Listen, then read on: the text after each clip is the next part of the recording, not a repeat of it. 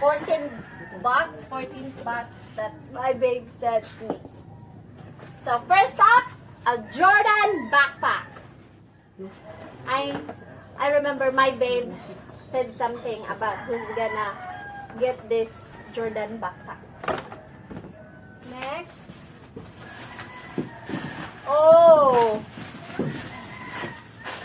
Oh my God!